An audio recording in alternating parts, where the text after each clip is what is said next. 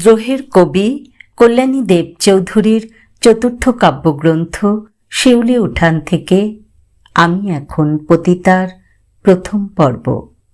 কণ্ঠে সুতপা চক্রবর্তী। এই তো আয়সা গেছোস লালবাবু, আজ হাতে সময় কম গো বাবু। কি কইবার কইয়াল, কি করবার কইরাল। কাপড় কাচা, ঘর দুয়ার মোছা, বাসন পাতিল মাজা, আমার কাজ আমারই করতে হয় গো বাবু। ও নীলবাবু, রোজ দিন তুই কি আমারে দেখবার পাস না? গাড়ির গ্লাস উঠাস আর নামাস, চোখে তোর কালো চশমা। কি খুঁজিস, কারে খুঁজিস? চেনা জানা পরিচিত কেউ তোরে দেখা ফেলল কিনা? আমি ঘরের দুয়ার থাইকা রাস্তার মোড়, মোড় থাইকা আবার ঘরের দুয়ার, গরমে সাইজ্জা গুইজ্জা ছটপটাইয়া মরি। আজ বড় অতীত মনে পড়তাছে গো সোনা বাবু। তোরে আমি কত নামেই না ডাকি, লাল, নীল, সোনা। জানিস বাবু, আমার একটা শৈশব কৈশোর ছিল, ছিল বেজায় অপবাদ।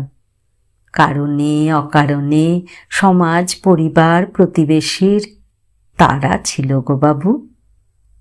আজও মনে দাউ দাউ সেই দিন।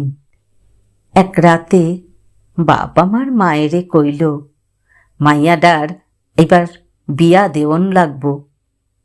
12-13 বছর বয়স আমার। তারা 13-14 জন মিল্লা দেখতে আইল। বাপ কত কষ্ট কইরা মাছ, দই, পায়েস, ঘন্টর আয়োজন করে।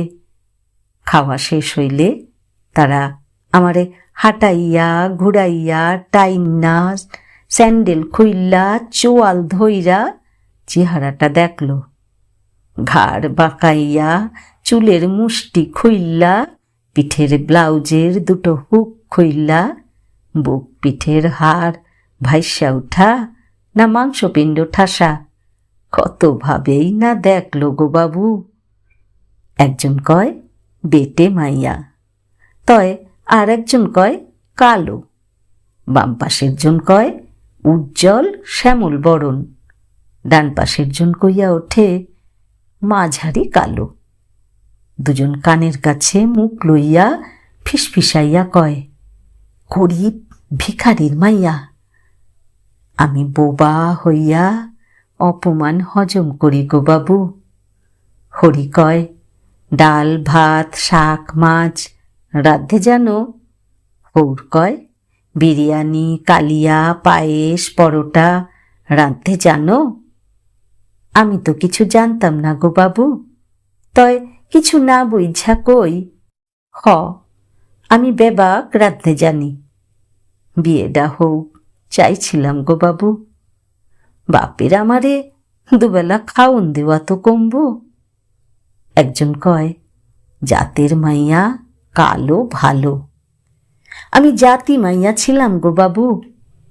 তোগের হক্কলের মতো বেজাতত্তন যাতে আই নাই গো বাবু।